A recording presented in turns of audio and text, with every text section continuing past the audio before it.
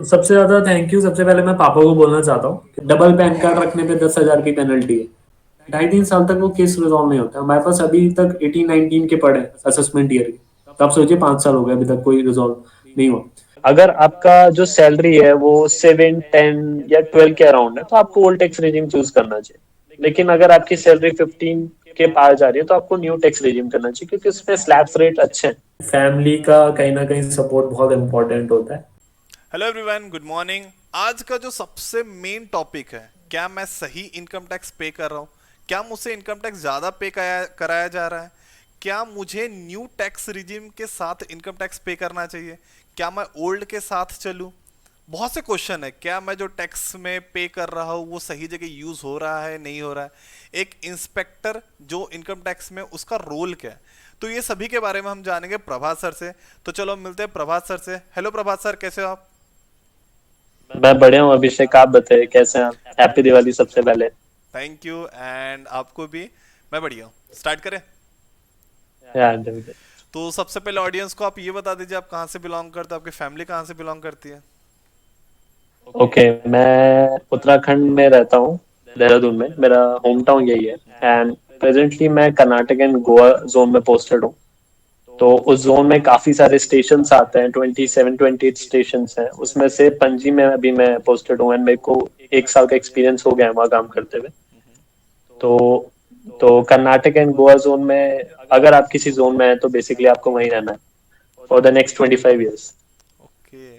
तो अभी हम उसी जोन में जाएंगे, घूमते रहेंगे। ग्रेट। एंड सर, ये जो आपकी करियर जर्नी रही कि मुझे इनकम टैक्स के डिपार्टमेंट में वर्क करना है एज अ ऑफिसर, ये सर आपकी जर्नी कहाँ से शुरुआत हुई? क्या ये आपने स्कूल टाइम से ही सोच लिया था कि बहुत ज़्यादा करप्शन हो रहा है दुनिया में, मैं एक पर्सन हूँ जो जाके कुछ इसमें चेंज ला सकता हूँ, बदलाव ला सकता हूँ? या आपके ग्रेजुएशन के बाद इसके बारे में आपको कुछ आइडिया थे? बेसिकली मैंने बीटेक करा है कंप्यूटर साइंस से। तो मैं गवर्नमेंट कॉलेज से पढ़ा हुआ हूँ ये उत्तराखंड में। तो अराउंड थर्ड ईयर का लास्ट सेम था, तो उसमें काफी सारी कंपनीज आती हैं। तो उसमें सबसे बेसिक कंपनी थी विप्रो, जिसमें सबका हो जाता है। बट उसमें मेरा नहीं हुआ था। तो मैं काफी ज्यादा निराश हुआ था। फिर उसके बाद मेरे को ऑप्शन समझ नहीं आ रहे थे। देन मैंने काफी लोगों से बात करी। फिर मेरे ब्रदर इन लॉ के एक फ्रेंड है जीएसटी इंस्पेक्टर। तो मैंने उनको देखा तो काफी ज्यादा मतलब वैल्यू है, रिस्पेक्ट है सोसाइटी में ऐसी पोस्ट की। तो मैंने प्रिपरेशन तो स्टार्ट कर दी थी, बट साथ में मेरी जॉब भी लग गई थी बैंगलोर में। तो 6 मंथ मैंने बैंगलोर में जॉब करा, बट मेरे को जॉब जमी नहीं, तो मैंने ड्रॉप आउट कर दिया उसे। देन मैं फुल फ्लेज प्रिपरेशन करी एसएससी की, एंड देन फर्स्ट अटेम्प्ट में ही मैंने इनकम टैक्स इंस्पेक्टर निकाल लिया। Great sir, congratulation. काफी अच्छा लगा सुन के सर थैंक कि यू। आपने फर्स्ट अटेम्प्ट में निकाल लिया। Great. Thank you. And sir, ये जो आपका जॉब रोल प्रोफाइल है, जॉब प्रोफाइल जो inspector of income tax department या इंस्पेक्टर, इंस्पेक्टर क्या है यार, inspector of income of income tax, tax. या राइट। एक बार फिर से बोल देता हूँ। एंड सर, ये जो आपका जॉब प्रोफाइल है inspector of income tax, right. आप इसके बारे में कुछ आइडिया राइट। दे कि आपका इसमें एक्चुअली वर्क क्या होता है, या आप इसमें एक्चुअली राइट। करते क्या है? ओके।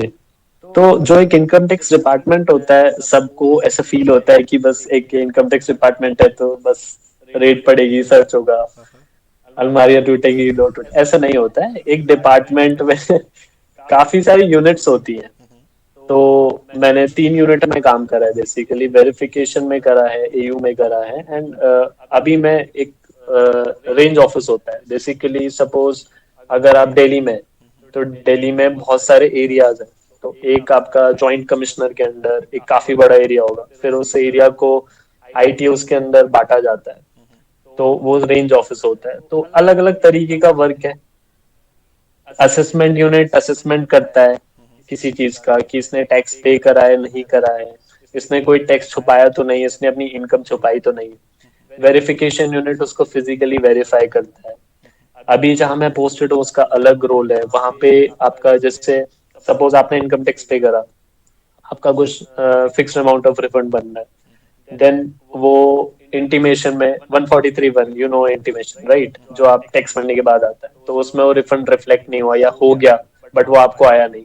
तो उस इशू को रिजॉल्व हम करते हैं ग्राउंड लेवल पे। Great great. तो सर ये जो आपके, अगर मैं जॉब प्रोफाइल के साथ बोलूँ तो आप कुछ ऐसे define responsibilities as well as challenges आप डिफाइन कर सकते हो? रिस्पॉन्सिबिलिटीज आपकी ये रहती है कि हमें एसएससी से डायरेक्टली इंटरेक्ट करना पड़ता है, उनकी प्रॉब्लम्स को सॉल्व करना पड़ता है। प्लस आपका चैलेंजेस ये रहता है कि हमारे पास जो प्रॉब्लम्स आती है वो बहुत टाइप की होती है। तो अगर हम एक टाइप की प्रॉब्लम को समझ रहे हैं, देन सडनली दूसरे टाइप की आ जाती है, फिर हमें वो पूरा जो इनकम टैक्स एक्ट की एक बुक है, काफी बड़ी बुक है वो 1961 की, तो वो पूरा पढ़ना पड़ता है, पूरा सेक्शन देखना पड़ता है। तो प्रॉब्लम है, बट ठीक है, एक ऐसा डिपार्टमेंट है जहाँ पे आप बहुत ज्यादा लर्न करते हैं। तो लर्निंग के एस्पेक्ट से मैं बोलूंगा कि बेस्ट डिपार्टमेंट है आफ्टर जीएसटी। जीएसटी में भी काफी लर्न करते हैं, बट अगर आप in terms of respect value देखें तो ये अभी इंडिया में बेस्ट डिपार्टमेंट है, I think. Great sir. And sir जो जैसे काफ़ी इश्यूज आपने एक दो डिफाइन करके भी बताया, बट जैसे आप ये कुछ जो प्रॉब्लम्स आते हैं आप उसे सॉल्व भी करते हो, बट ज़्यादा करके मिसकंसेप्शन वाले जो प्रॉब्लम्स आते हैं आप उसको एक दो डिफाइन कर सकते हो जो बहुत ज़्यादा आता है कि जैसे रेगुलर बेसिस पे? Okay okay. बेसिकली गोवा में एक चीज चलती है, Portuguese civil code, okay. 5A बोलते हैं हम उसे। तो उसमें क्या होता है कि जो सपोज आप मैरिड है, तो आपने सपोज 12 लाख ऑफ इनकम कमाई, तो उस इनकम का आधा आपकी वाइफ के नाम होगा एंड आधा आपके नाम होगा, ओके। राइट? तो उसमें आपको जब 6 लाख हो जाएगा तो फिर आपको टैक्स नहीं देना पड़ता, डेफिनेटली, राइट? बट प्रॉब्लम क्या होती है कि कभी कभी सिस्टम, आजकल जो डिपार्टमेंट है वो पूरा 2-3 सिस्टम पे ही चल रहा है, 2-3 सॉफ्टवेयर पे चल रहा है। तो कभी कभी वो सॉफ्टवेयर जो हम उस इनकम को डाइवर्ट करते हैं, डिवाइड करते हैं, उसको नहीं लेता। तो हमारे पास 5A के केसेस बहुत ज्यादा आते हैं कि ये सिस्टम नहीं ले रहा है, सिस्टम ने हमसे डिमांड कर दिए कुछ टैक्स की, या फिर और भी केसेस जैसे रेक्टिफिकेशन हो गया। सपोज आपकी कुछ इनकम थी 12 लाख, राइट? एंड आपने कुछ एग्जाम्पशन शो करे, एचआरए का एग्जाम्पशन शो करा, बट सिस्टम ने नहीं लिया। तो फिर आप हमारे पास आएंगे, फिर हम उसे रिजॉल्व करेंगे, फिर हम अपनी तरफ से देखेंगे। तो ये बहुत बेसिक से आते हैं जो बहुत ज्यादा आते हैं, ओके। राइट? ओके। ये काफी रहता है हमारे पास। एंड सर ये यहाँ पे जो आपने बताया कि गोवा में 5A हम्म, जो आपने रेगुलेशन बताया हम्म। उसके हिसाब से वर्क करता है, तो सर ये हर स्टेट में एंड यूनियन टेरिटरीज में डिफरेंट है या एक कॉमन है, एंड सिर्फ गोवा में एक अलग है, एक अलग आई कैन गोवा से में है, रेगुलेशन? क्योंकि गोवा को पोर्टुगीज ने राज करा है गोवा के ऊपर। तो वहां के लिए काफी पहले ही बन गया था पोर्टुगीज सिविल कोड। बेसिकली वो सैलरी नहीं होती है, मतलब इनकम फ्रॉम सैलरी नहीं डिवाइड होगी। जो आपकी कैपिटल गेन से इनकम हो गई, या फिर हाउस रेंट की इनकम हो गई, या बिजनेस प्रोफेशन की, वो होती है, उसको डिवाइड किया जाता है, सैलरी की नहीं होती है। ओके सैलरी को छोड़ के जितनी भी इनकम होती है वो हाफ हाफ कर दी जाती ओके ओके। एंड सर ये है। काफी ज्यादा मुझे भी क्वेश्चंस आते हैं, इनफैक्ट मुझे भी क्वेश्चंस है हम्म, कि ओल्ड सिस्टम बेस्ट है या न्यू सिस्टम बेस्ट है, जो एक टैक्स रिजीम या हम जो टैक्स हम पे करते हैं, क्योंकि गवर्नमेंट ने न्यू राइट। सिस्टम निकाला तो मे भी कुछ तो सोच के निकाला है, बट गवर्नमेंट ने उसमें ऑप्शंस भी दिए, either you can go hmm, for old system और you can go for new system. So इस चीज को मैं राइट। समझना चाहता हूँ, और एज वेल एज जो ये वीडियोस देखता है उससे भी मैं चाहता हूँ कि यहाँ से एक आइडिया आ जाए, क्योंकि काफी लोग देखे हैं मैंने कि उनसे पूछता हूँ, बोलते हैं नहीं नहीं कुछ नहीं, बस इससे पैसा रिटर्न आ रहा तो भर दो। सो इस चीज के बारे में आप कुछ अगर आइडिया दे, एक स्पेसिफिक आंसर दे, तो इसमें काफी लोगों को ये हेल्प हो सकती है। देखिए, जो एक गवर्नमेंट होती है ना, गवर्नमेंट अपना जो लोड होती है वो कम से कम करना चाहती है, राइट? तो अभी आपने देखा होगा कि जो ओल्ड टैक्स रिजीम होती है वो भी रिवाइज होती रहती है, बार बार बार बार। तो क्या होता है कि सपोज बहुत, मतलब ओल्ड टैक्स रिजीम में नंबर ऑफ एग्जाम्पशंस है, नंबर ऑफ डिडक्शंस है।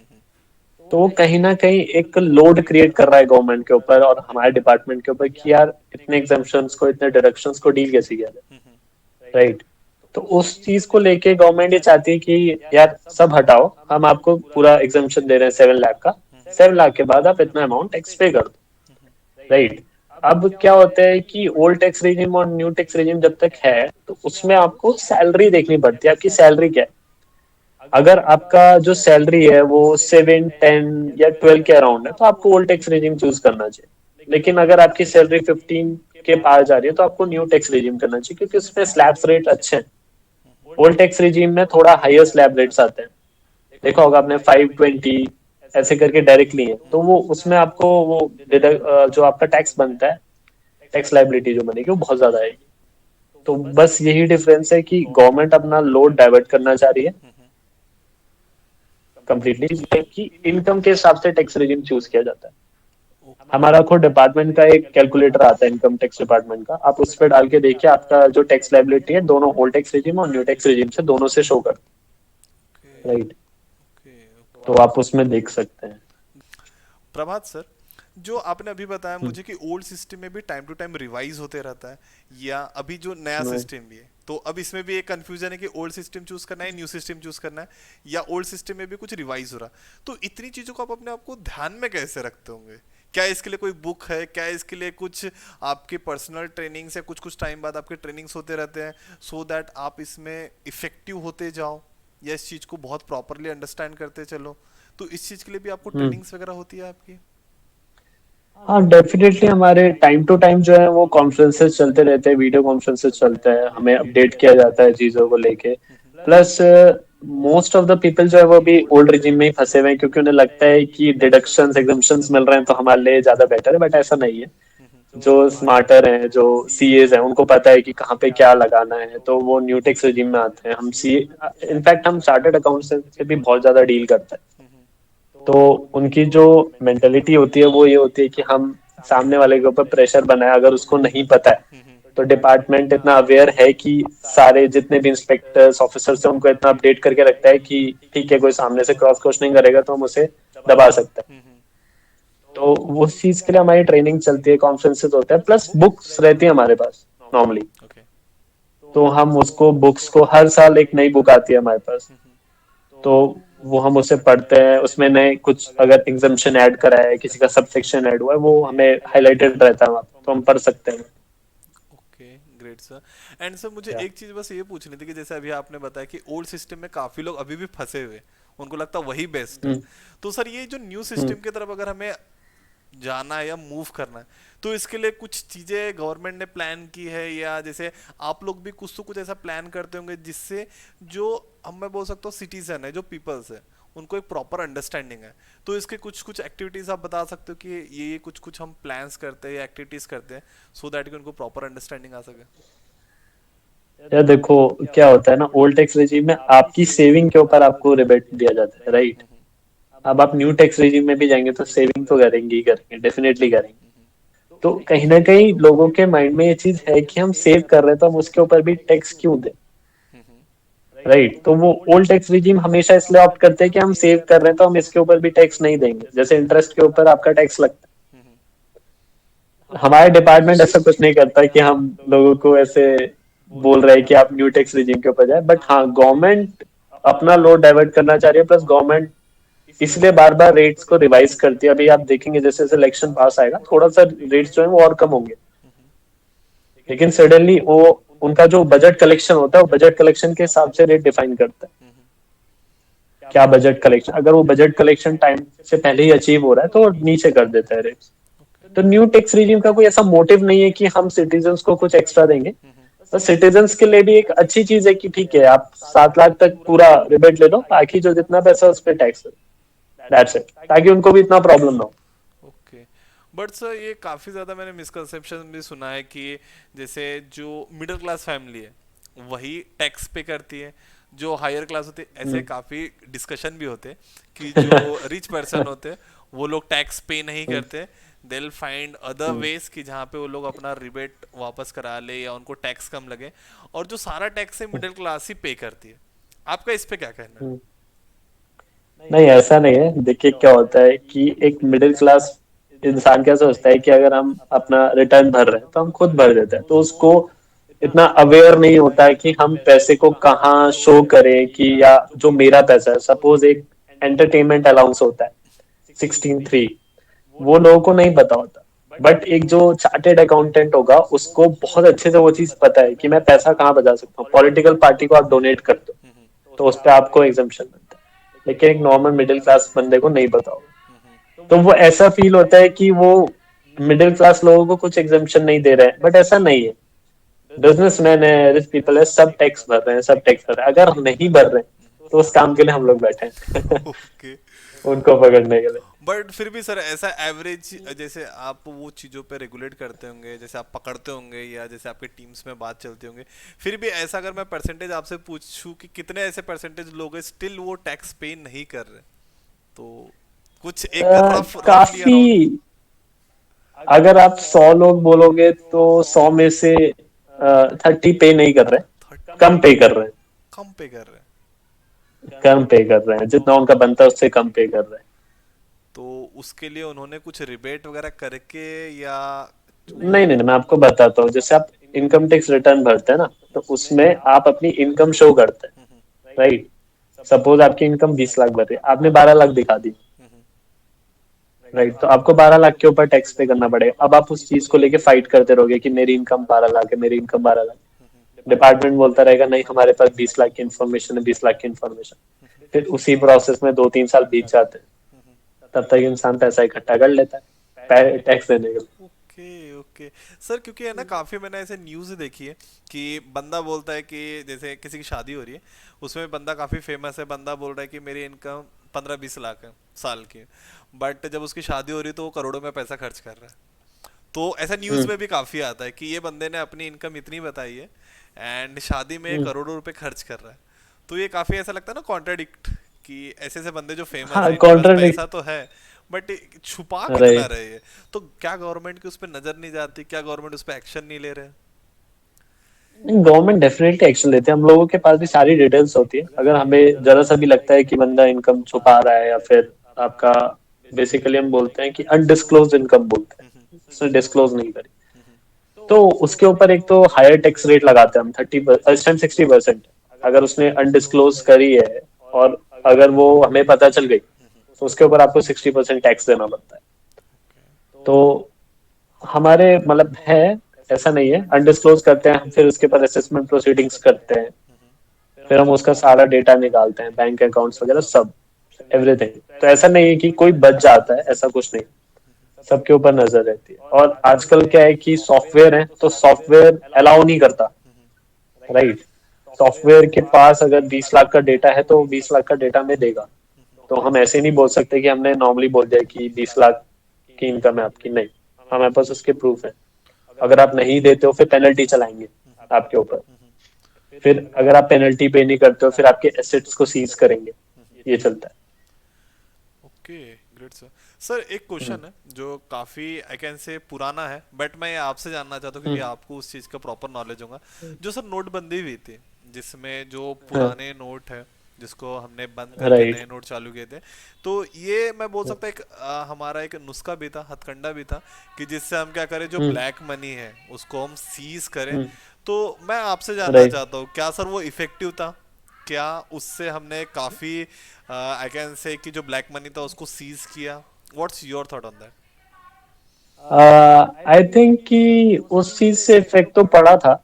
एंड उस चीज को लेके गवर्नमेंट ने भी काफी सारे टाइम दिया था कि अगर आप एक्सटेंड, मेरे को ज्यादा याद है, शायद 6-6 महीने का एक्सटेंशन मिला था कि जिसके पास भी कैश है वो आप जमा कर दें, आपको उसके ऊपर पेनल्टी नहीं देनी पड़ेगी।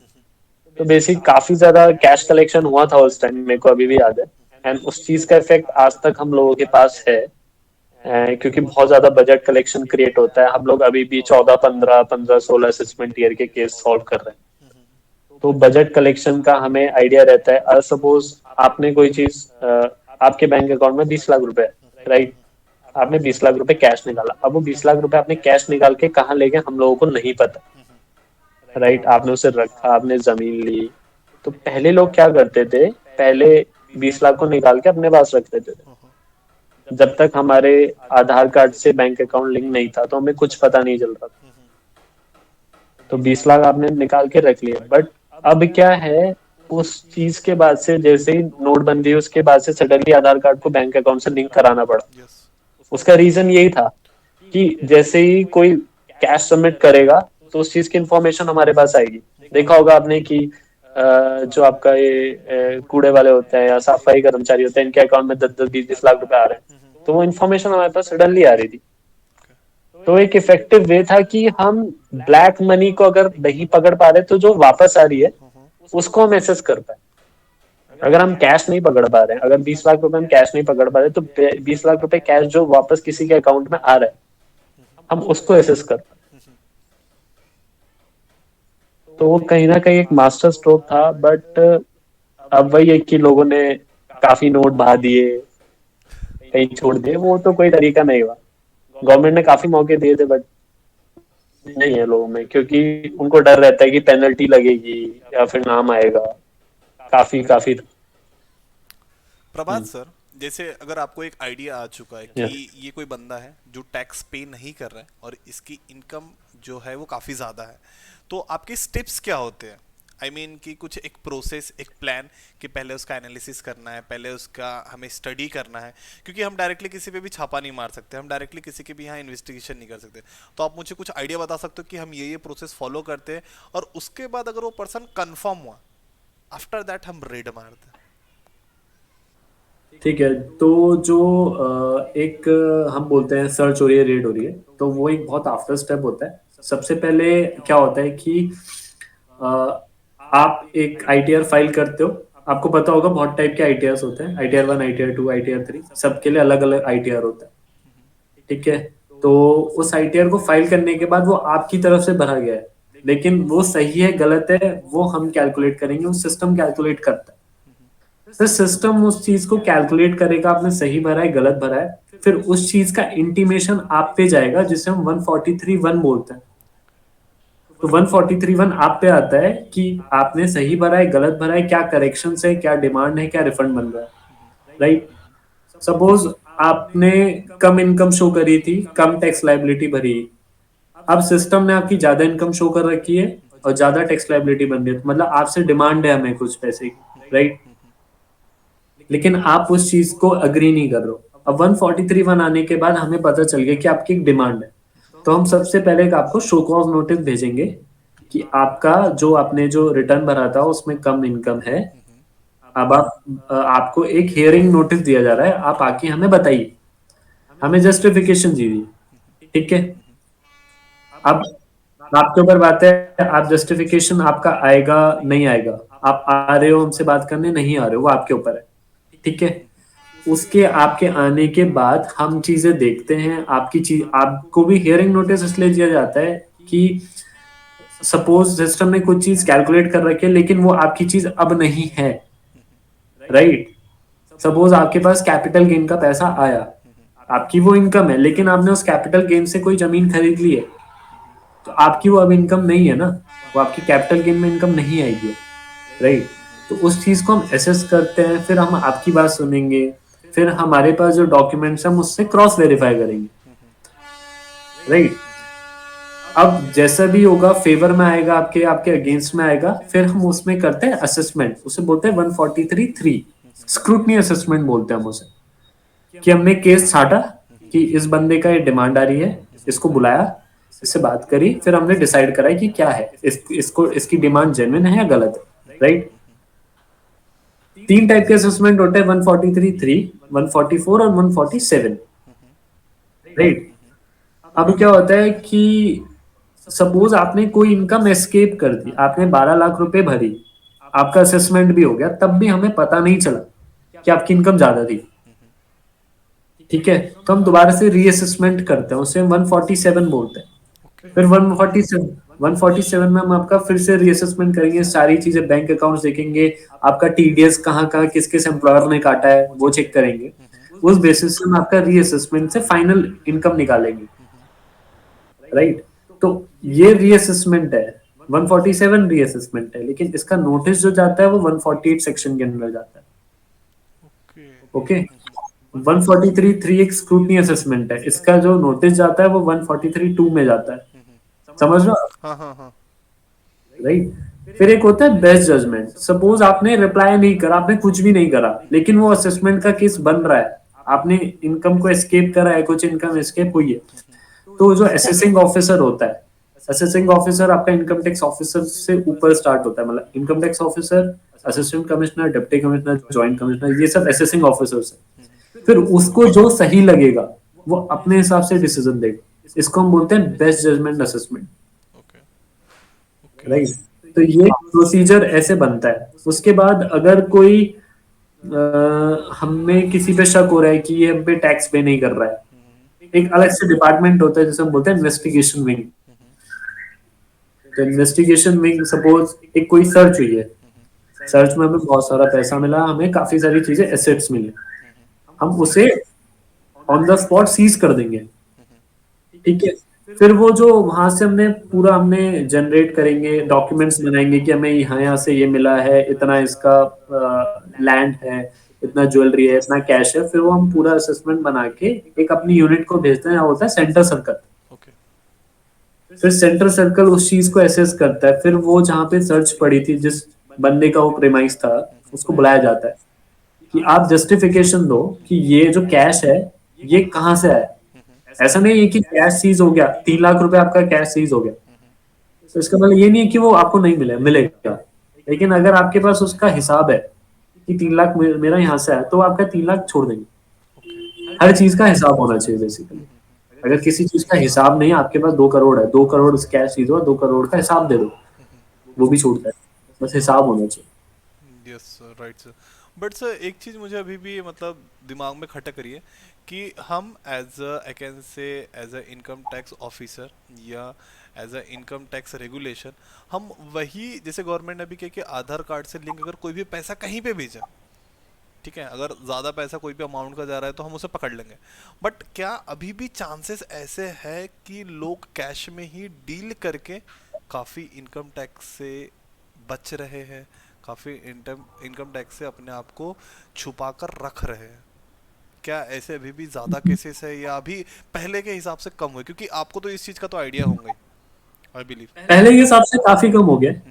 आपको मैं एक चीज बताता हूँ कि पहले जो डीलिंग होती थी इनकम टैक्स डिपार्टमेंट में, वो फेस टू फेस होती थी मोस्टली। हर यूनिट अगर किसी एसएससी से डील करना है तो हम डायरेक्टली कॉल करते थे। बट अब क्या है, अब फेसलेस है। जिस यूनिट में मैं पहले काम करता था, वेरिफिकेशन यूनिट, उसमें हमें नहीं पता होता था एसएससी कौन है, कहाँ रह रहा है, कैसा दिखता है। हम उससे ऑनलाइन डील करते थे। तो कहीं ना कहीं जो आपका करप्शन के चांसेस जनरेट होते हैं डिपार्टमेंट में, वो मिनिमाइज हो गए हैं, great right. Great. And second thing जो आप बोल रहे हो कि लोग अभी भी कैश में डील करते हैं, आपने देखा होगा जमीन होती है, राइट, लैंड होता है, सर्कल रेट अलग चल रहा है, बिक अलग रेट करी। बट गवर्नमेंट को तो सर्कल रेट से मतलब है। गवर्नमेंट बोलती है हमें सर्कल रेट के हिसाब से टैक्स दे दो, बाकी आप कितने का भी देखो। अगर आपने वो कैश में डील नहीं करा तो वो डेफिनेटली आपकी इनकम में शो हो जाएगा। तो वो उस चीज को कैश में डील करते हैं मोस्टली। यस। तो कैश में डीलिंग चल रही है, बट पहले से बहुत कम हो गई, ओके क्योंकि अब हर चीज digital है। एंड सर ये भी एक काफ़ी चीज़ मैंने सुनी है कि एक बंदा है वो इंडिया में, बट उससे कुछ शेयर्स खरीदे जो अदर कंट्रीज में, ओके, एंड वो अब ऐसा बोल रहा है कि मैं यहाँ पे भी टैक्स दूँ और जो कंट्रीज में मेरे शेयर है, जो कंट्रीज में मेरे कुछ चीज़ें हैं जो मैंने वहाँ पे रखी है, वहाँ पे भी टैक्स दूँ। राइट। तो ये क्वेश्चन को, ये चीज़ों को कैसे हैंडल करती है गवर्नमेंट, और आप सभी से कैसे हैंडल करते हो? क्योंकि ये क्वेश्चन मेरे लिए भी है कि अगर मैं कुछ एसेट या कुछ चीज़ें लेता हूँ जो मेरी फॉरेन कंट्रीज में, तो ऑब्वियस सी बात है जहाँ पे वो चीज़ें मुझे वहाँ पे भी टैक्स पे करना पड़ेगा। ऑब्वियस सी बात है कि मैं यहाँ का हूँ तो मे बी अगर मेरी कोई चीज़ बाहर है और उसका इनकम आ रहा है तो मुझे वहाँ भी टैक्स पे करना पड़ेगा। तो इसको आप थोड़ा सा मुझे क्लियर कट समझा सकते हो सर? हाँ, ऐसे केसेस हमारे पास काफी आते हैं। बेसिकली क्या होता है, यहाँ पे जो गवर्नमेंट होती है कंट्री की, वो एक काफी बड़ा रोल प्ले करती है। वो हर कंट्री के साथ एक एग्रीमेंट करती है जिसे हम बोलते हैं DTAA, double tax avoidance agreement. Okay, suppose एक इंडिया का बंदा है, उसके पास गूगल के शेयर्स हैं, राइट। अब 1 लाख रुपए का उसके पास शेयर है, 20% टैक्स उसका वहां लग चुका है। अकॉर्डिंगली यहाँ पे आने के बाद उसका 30% टैक्स प्लस सरचार्ज लगना चाहिए, राइट, यस। जो वो पैसा यहाँ है। बट DTAA की वजह से जो पैसा आप उस गवर्नमेंट को दे चुके हो, वो पैसा आपको यहाँ नहीं देना है। ओके। ओके, तो आपको बेसिकली टैक्स 30% प्लस सरचार्ज ही देना पड़ रहा है। उसमें से काइंड ऑफ डाइवर्ट हो जा रहा है, डिवाइड हो जा रहा है कि 20% आपने यहाँ दे दिया, 10% प्लस सरचार्ज आप यहाँ दे रहे, राइट। तो ऐसा होता है, काफी लोग बोलते हैं कि यार दो कंट्रीज में टैक्स देना पड़ेगा, बट टैक्स आपका उतना ही रहेगा जितना आपका इंडिया में रह के होता। ओके, ये काफ़ी मुझे इफेक्टिव वे लगा कि जो टू हम्म। कंट्रीज का जैसे हम बोलते कि नहीं उधर भी टैक्स दो इधर भी टैक्स दो, तो आपको पूरा हिसाब किताब करके जो आपका टैक्स बनता है जो आप ये कंट्री में भी आपका रहता था, तो आपको बस उतना ही राइट, पे करना है। उतना ही पे करना है, बट प्रॉब्लम ये है कि ये कुछ कंट्रीज के साथ ही डीटी डबल ए हो रखा है अभी, ओके। सारी कंट्रीज के साथ नहीं है। जैसे यूएस, यूके, रशिया, इनके साथ हमारा डीटी डबल ए हो रखा है। इनकी कंपनीज में अगर हम इन्वेस्ट करते हैं, कुछ इनकम जनरेट होती है, डिविडेंड आता है, तो हम उसमें उसको डीटी डबल ए के अकॉर्डिंग होता है। पर कुछ कंट्रीज के साथ नहीं हो रखा है, अभी कर रही है गवर्नमेंट, काम कर रही है उस चीज में, क्योंकि बहुत सारी चीजें फैक्टर्स देखने पड़ते हैं, क्योंकि वहां के बंदे भी इंडियन कंपनी में इन्वेस्ट करते हैं। प्लस इंडिया का मार्केट इतना बड़ा है कि यहाँ पे इन्वेस्टमेंट के काफी सारे स्कोप हैं, बाकी कंपनीज में, बाकी कंट्रीज में इतना स्कोप नहीं है। और जितना आपने देखा होगा, रिसेशन आता है कभी, तो रिसेशन का इंडिया पे इतना इफेक्ट नहीं पड़ता, क्योंकि डाइवर्सिटी बहुत है इंडियन मार्केट में, एक पे काम नहीं चल रहा है। जनरली यूएस में क्या होता है, मैन्युफैक्चरिंग या आईटी, इन दोनों में ही चीजें चलती है। इंडिया में काफी सारी चीजें, तो उस चीज से रिसेशन का इतना इफेक्ट नहीं पड़ता। तो गवर्नमेंट उस चीज को देखते हुए कि क्या ये कंट्री हमारे सिटीजन्स को सपोर्ट कर पाएगी, राइट। अभी जैसे इसराइल में हो रहा है, तो इसराइल की वॉर लाइक सिचुएशन, वहाँ बहुत ज्यादा प्रॉब्लम है। तो फिर वहां देखना पड़ता है कि आगे जाके कंट्री हमें सपोर्ट कर रही है, नहीं कर रही, या हमसे कुछ ऐसी चीज कर रही है जिससे हमें बेनिफिट हो रहा है, हमारे सिटीजन्स को बेनिफिट हो रहा है जो उस कंट्री में रह रहे हैं। तो उस चीज को देख के डीटी डबल ए करा जाता है। तो उस चीज पे गवर्नमेंट काम कर रही है, एंड होपफुली काफी सारी कंट्रीज के साथ जल्दी हो जाए। ग्रेट सर, बट काफ़ी मुझे ये इफेक्टिव और एक प्रॉपर वे लगा गवर्नमेंट का। That's a literally great sir. Prabhat sir, as a income tax officer आपको इकोनॉमी का तो मुझे ऐसा लगता काफ़ी आइडिया होगा, तो व्हाट्स योर थॉट कि बाकी कंट्रीज अभी हम सुन रहे कि किसी में रिसेशन जा रहा है, किसी में रिसेशन आ रहा है, जैसे इंडिया के लिए भी काफ़ी बोला गया है कि रिसेशन में आ रहा है, रिसेशन है कुछ कुछ सेक्टर में, जैसे आईटी सेक्टर में या कुछ और सेक्टर में बोला गया है कि रिसेशन आ रहा है। What's your thought about the Indian economy कि क्या इंडिया में रिसेशन आने वाला है, या रिसेशन था अब जाने वाला है, या इसके वजह से हमारे इकोनॉमी पे, या इसके वजह से हमारा जो एक बोलते हैं ना कि सिटीजन के ऊपर भी अफेक्ट आएगा? क्यों? क्योंकि जैसे मैं एक बात करूं कि जो प्राइस इंक्रीज हो रहा है, जैसे पेट्रोल की बात करूं या कोई भी चीज़ की मैं बात करूं, प्राइस बढ़ रहा है, उसके ऊपर टैक्स भी आ रहा है, तो समझ रहे हो ना कि गवर्नमेंट का तो इधर से निकल रहा है, पैसा आ रहा है, बट ये चीज़ सिटीजन पे क्या ज़्यादा इम्पैक्ट कर रही है? इसके बारे में क्या कहना है आपका? देखो, सबका अपना एक तरीका होता है सोचने का। अब मैं आपको एक सिनेरियो बताता हूँ सिटीजन को लेके। आप आईटी कंपनी में, सपोज किसी आईटी कंपनी में, अभी आपका पैकेज सपोज 20 lakhs है। आपको एक साल बाद बोनस मिलेगा, 10%, 12% जितना भी मिल रहा है, आपका 22-23 पहुंच जाएगा, राइट। सेम अगर आप पैरेलली लेके चलें तो इन्फ्लेशन भी बढ़ रहा है, राइट। सैलरी क्यों इंक्रीज होती है? बेसिकली हमें नीड्स को फुलफिल करने के लिए, राइट। अब जब इन्फ्लेशन बढ़ रहा है, आपकी सैलरी भी बढ़ रही है और आपका टैक्स भी बढ़ रहा है, तो तीनों चीजें एक साथ बढ़ रही है। तो मेरे को ऐसा फील नहीं होता कि सिटीजन पे ज्यादा इफेक्ट आता है, ऑनेस्टली अगर मैं आपको बताऊं तो। बट कहाँ आता है, जैसे गवर्नमेंट एम्प्लॉय की सैलरी इतनी नहीं होती है in comparison to an IT employ. तो कहीं ना कहीं हम लोगों का भी डीए बढ़ता है, 4% हर 6 महीने में बढ़ता है।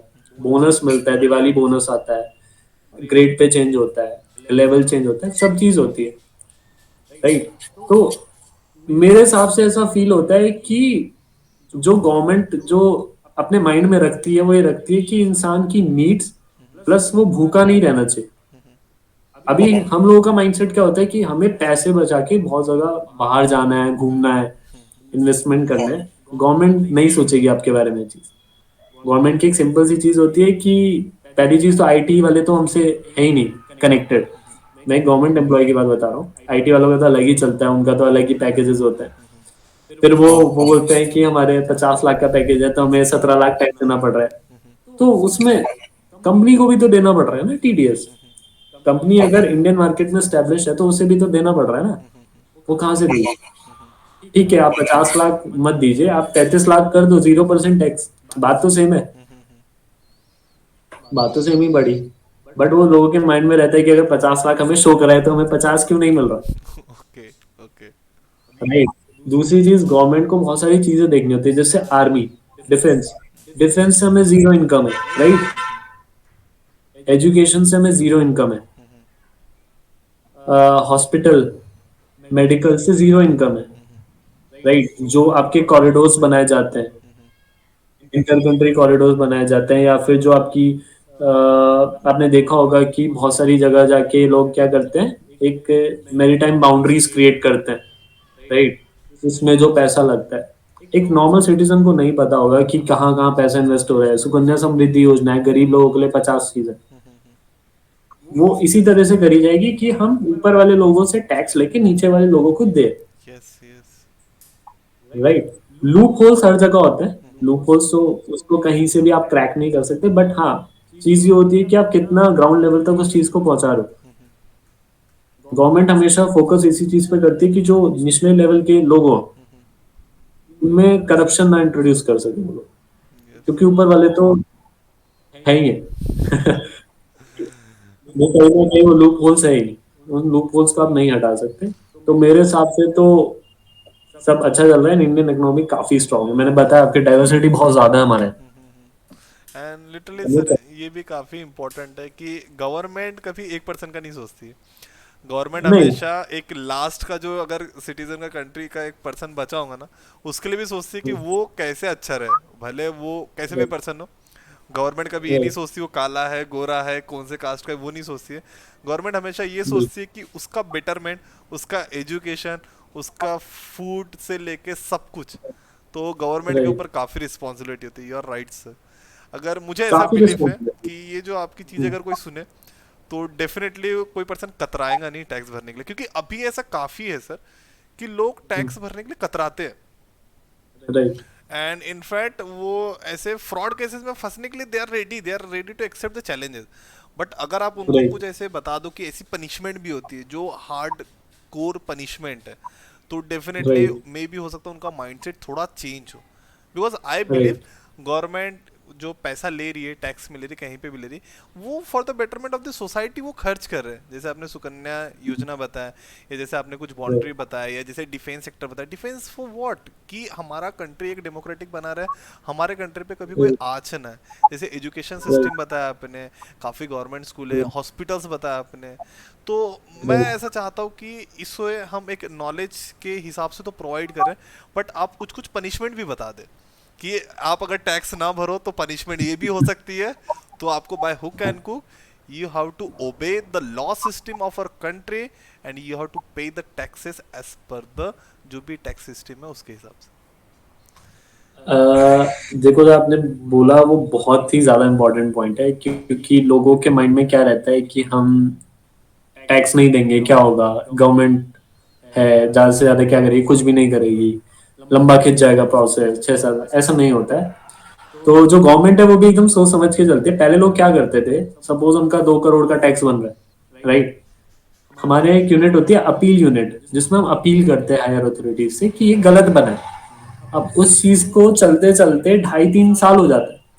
2.5-3 साल तक वो केस रिजॉल्व नहीं होता। हमारे पास अभी तक 18-19 के पड़े असेसमेंट ईयर के। तो आप सोचिए 5 साल हो गए अभी तक कोई रिजॉल्व नहीं हुआ।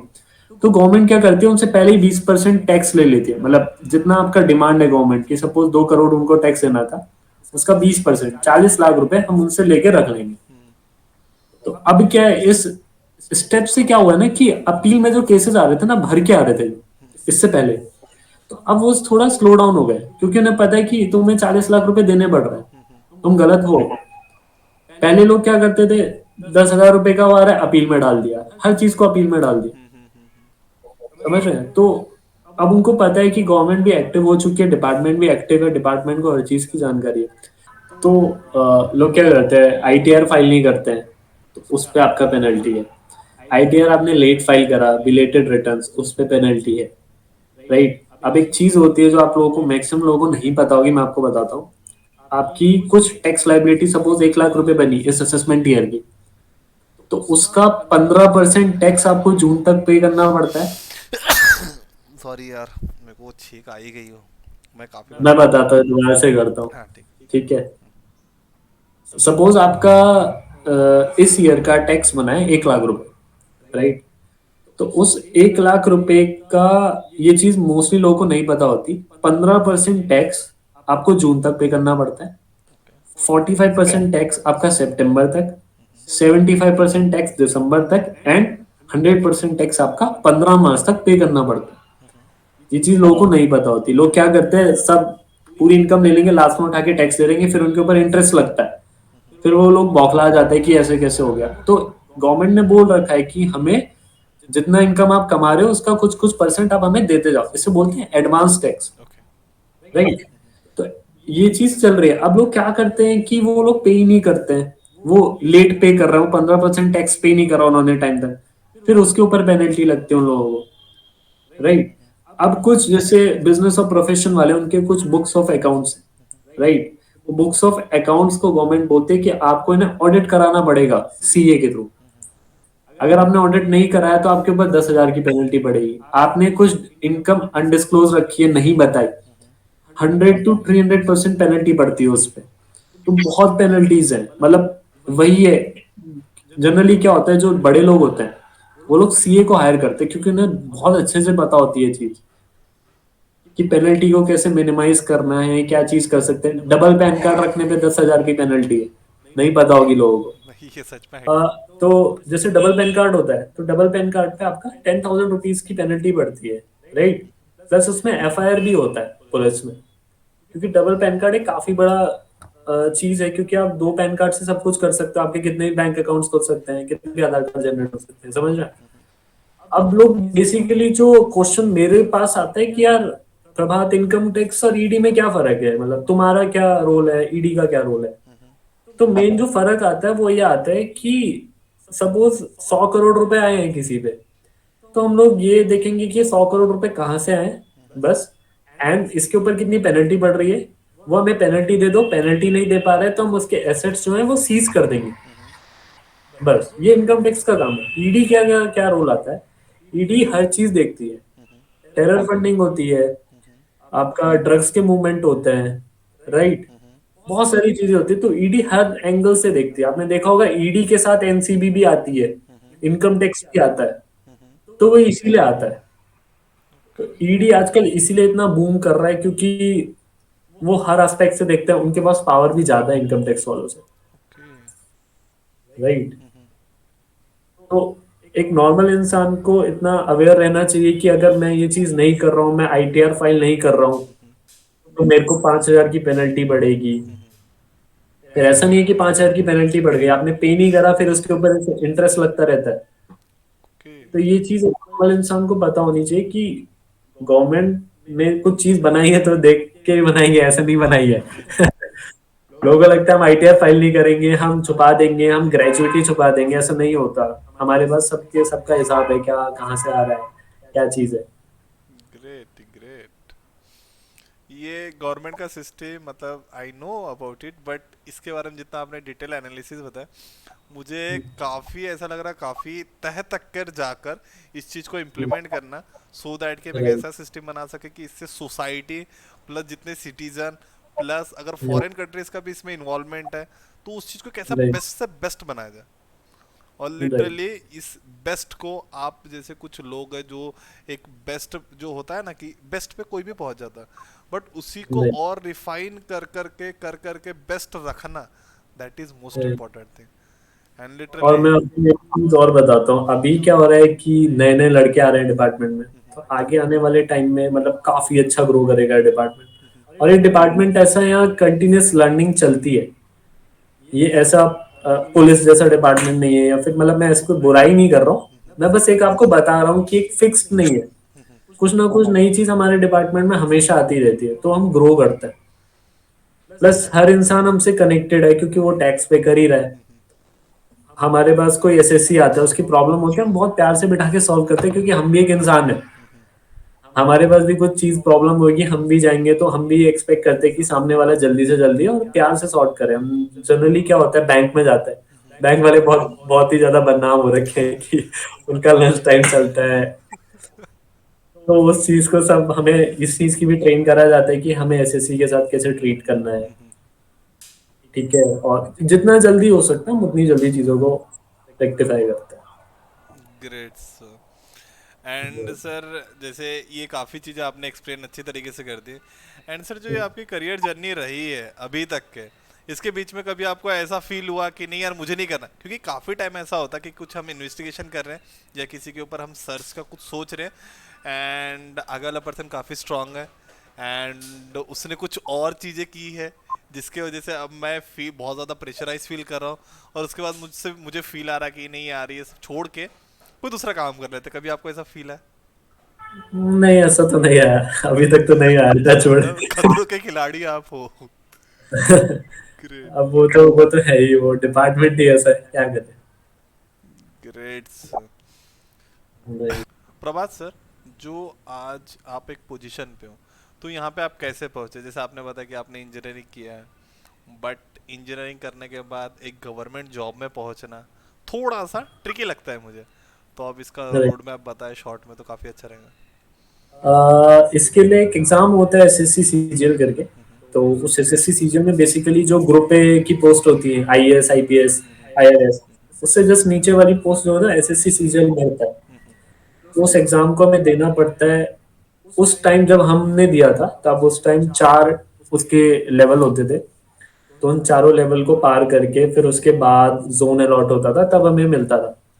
बट आज के टाइम में केवल 2 ही लेवल है। तो आपको 2 ही लेवल क्रॉस करना है। एंड मेरे हिसाब से मतलब एसएससी सीजीएल इतना टफ एग्जाम नहीं है जितना एक कैट का एग्जाम होता है या फिर एक यूपीएससी का एग्जाम होता है। अगर कोई इंसान पढ़ाई कर रहा है नॉर्मली 8 घंटा कंटिन्यूअसली, कंसिस्टेंसी बहुत अच्छी है, तो बहुत अच्छे से कर सकता है। मेरे को 2.5 साल लगे थे प्रॉपर एक बिगनर से जॉब पाने तक में। तो मैं कंसिस्टेंटली 10 to 11 आवर्स पढ़ता था। तो उस जर्नी में आपको बहुत बार ऐसा फील होगा, यार क्या कर रहे हो आप, आपको सेम चीज पढ़नी है। आपने कहाँ से कंप्यूटर साइंस से बीटेक कर रखी है, आपको कोडिंग करनी चाहिए, आप यहाँ मैथ्स पढ़ रहे हो, ग्रामर पढ़ रहे हो, राइट। तो बट एक वो होता है कि आपका एम डिसाइडेड है, प्लस आपकी डेस्टिनी जहाँ है, तो वो आपको वहां लेके जाएगी जाएगी। बोलते हैं ना कि एक हाथ किस्मत और एक हाथ कर्म का होता है। तो आपकी किस्मत जहाँ है वो तो है, अगर आपको यहाँ से आपको यूएसए जाना है वो लिखा है, लेकिन आप कैसे जाओगे वो आपका कर्म डिसाइड करता है। प्लेन से जाओगे, राइट, या जेल में बंद होके जाओगे, वो ग्रेट आपका कर्म सर, नाइस। एंड सर आप कुछ प्रिपरेशन टिप्स शेयर करना चाहोगे, क्योंकि एक फर्स्ट अटेम्प्ट में ही क्लियर करके एक पोस्ट पे लगना, वो भी जैसे आपने बताया कि यूपीएससी के नीचे जैसे पोस्ट होती है grade B, I can consider grade B, है। और उसमें जाके एक अटेम्प्ट में ही लगना, तो उसके लिए प्रिपरेशन स्ट्रेटेजी कुछ आप शेयर करना चाहते हो, कुछ टिप्स जो अपकमिंग जनरेशन के लिए भी काफ़ी ज़्यादा इंपॉर्टेंट है, तो आप शेयर कर सकते हो। यार जो मोस्टली जो एस्पिरेंट्स गलती करते हैं वो ये होता है कि वो बस उन्होंने नाम सुना है डायरेक्टली कूद गए। ऐसा नहीं होता, आपको पहले एनालाइज करना पड़ता है एग्जाम चाह क्या रहा है आपसे, राइट। पहले आप प्रीवियस ईयर को देखो, प्रीवियस ईयर में ये देखो आप कितना स्कोर कर पा रहे हो, आप एट प्रेजेंट कहाँ खड़े हो, कितना भी स्कोर आ रहा है उससे डरना नहीं होता है। क्या कहाँ खड़े हो, मेरे को कितना हर सब्जेक्ट में पिक करना है। मेरा मतलब जब से मैं मतलब बचपन से मेरा मैथ्स थोड़ा स्ट्रांग है। तो जब मैंने प्रीवियस ईयर उठाया था तो मेरे मैथ्स में काफी अच्छे आए थे, 50 में से 40 आ गए थे। तो मुझे पता था कि मेरे को मैथ्स को कम ध्यान देना है, मेरे को जनरल अवेयरनेस और इंग्लिश को ऊपर रखना है। तो उस हिसाब से फिर अपना स्केड्यूल तैयार करते हो, फिर आप बुक्स खरीद के लाते हो। एक बुक आती है, प्रीवियस ईयर की बुक आती है किरण की, सारी, उसमें 12-13 हजार क्वेश्चन होते हैं। उसको मैंने 5 बार रिवाइज करा है। मैं किसी को भी बताता हूँ 5 बार रिवाइज, वो बोलता है, हो ही नहीं सकता। मैंने बोला, भाई करा है मैं। तो वो उस लेवल का डेडिकेशन आपको चाहिए अगर आप किसी चीज के पीछे पड़े। अगर आप पीछे पड़े तो आप उसको पीछे पड़ जाओ, फिर आपको कुछ नहीं दिखता। मैं किसी दोस्त से नहीं मिला था, ऑनेस्टली मैं किसी दोस्त से नहीं मिला था 1.5 साल। मैं घर में रहता था, ग्रेट। मैं घूमने नहीं गया कहीं। तो मैं केवल घर में रहता था, केवल पढ़ता था। बट सर इतना अपने आप को कैसे आपने मोटिवेटेड रखा, क्योंकि अभी के टाइम पे 1.5 साल घर में Right. रहना काइंड ऑफ आई कैन से कि अगर वो पर्सन गेमिंग में सोशल मीडिया पे ऐसे फोन से यूज करता है तो दैट इज ओके, बट ये सब छोड़ के अपने आप को ऐसा कैसे मोटिवेटेड रख सके? आप कुछ टिप्स? इसमें फैमिली का बहुत बड़ा रोल आता है। ओके। मतलब मैंने जब जॉब कर रहा था, तो मेरे को जॉब करते टाइम उस टाइम कोविड हो गया था। And at that time I was in Bangalore, तो मेरे को समझ नहीं आ रहा था मैं क्या करूं। मेरी प्रिपरेशन चल रही थी साइड बाय साइड, बट फिर घर वालों ने मेरे को बोला कि तू छोड़ दे, तू आ जा डायरेक्टली यहाँ पे।